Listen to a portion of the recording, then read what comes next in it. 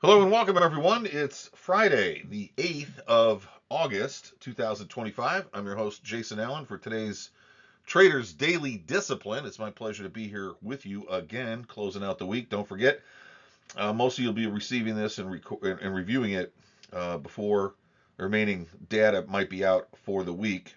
So if you're trading, please take a minute to review your positions, of course, and what you have working prior to when the news comes out, because I think we might see a little bit of volatility today, and it would always best to be super prepared on how to take advantage of that volatility. Um, of course, I'll be able to show you how I did for the week on Saturday. Tomorrow, I'll be posting my regular weekly trade performance. Um, should be up by about 8:30 or 9 a.m. So feel free to have a look. And as always, I welcome your comments. You got something you want to discuss, things you want to share, any input, please feel free to shoot me a note, put it in the comments section, etc., etc. Also, my podcast for this product is now available on Apple. I don't know if I remember mentioning that to you before. So, Apple Podcasts as well as Spotify now carry it both. Okay, let's get to work. Here's today's quote to get us started. Remember that there is nothing stable in human affairs. Therefore, avoid undue elation in prosperity or undue depression in adversity. And that quote is from Socrates, or as our friend Bill and Ted used to call him, Socrates. I think the important thing for us to remember here with this comment, this question, is the problem that we have that's going to happen today. In other words, when that volatility hits the market, some traders react emotionally. And if the trade is doing well and that volatility really works for them, they get all excited. And of course, if it doesn't and it goes the other way, they get all depressed. Or the volatility works against them, tags them out with a loss, and then goes the other way and would have paid them nicely if they wouldn't have been tagged out by that 1 or 2 pips. I'm sure you've had that happen. The important thing I want to make as, I guess, clear and available for our discussion today is that we work in probabilities. There is no such thing as certainty. What I like to teach when I work one-on-one with traders, and what I help reveal in my books, um, especially in my latest one, the Psychology of Trading, is the relationship between looking for certainties and looking for probabilities. One of the reasons that we have an emotional froth from trading is that we make the mistake of thinking that we're figuring something out, and that by figuring something out, we create a sense of certainty as to which direction prices are going to go, thereby giving us the illusion of reducing our risk.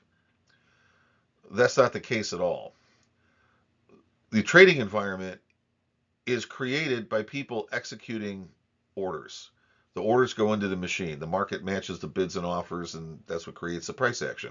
It's not possible to know what those order flows are going to be. It's not there's no way to get into the market and see it until it actually happens, which means you can't project it, you can't predict it.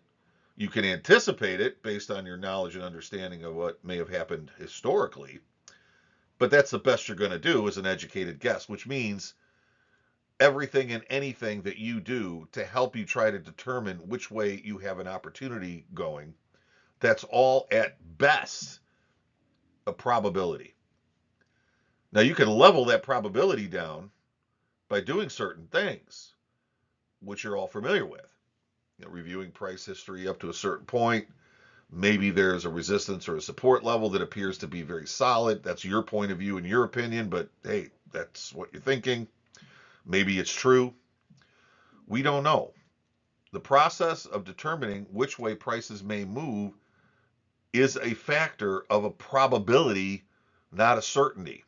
So, since we can't determine with any degree of certainty what may or may not happen, what is the point in getting emotionally involved in what does happen? Because if we can't predict it, We can't control it. We can't reduce the risk of it. All we can do is anticipate a change in the probability. If we're halfway right, that's more than enough.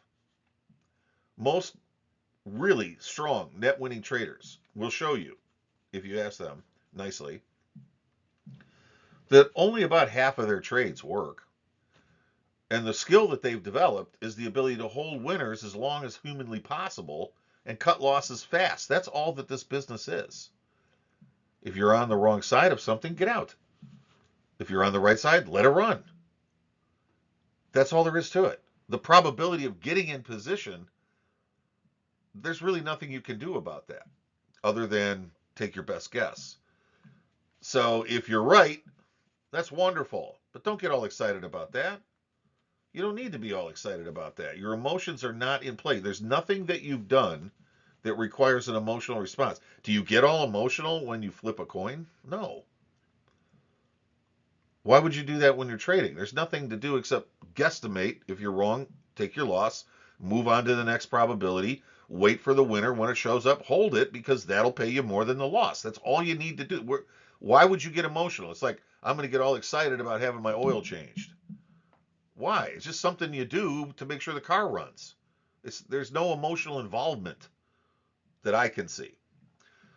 So I think what Socrates can offer us today is just a step back to say, look, remember, you're in an imperfect world. You're playing an imperfect game. Be cool about it. It's going to work out just fine if you stay with what's really important. And that is know your probabilities of your systemized approach and just follow through. That being said, guys, have a great day. I'll see you on Monday, unless you come to my broadcast tomorrow, which will also be recorded. And I will see you next time. Hope you have a great day. Thanks.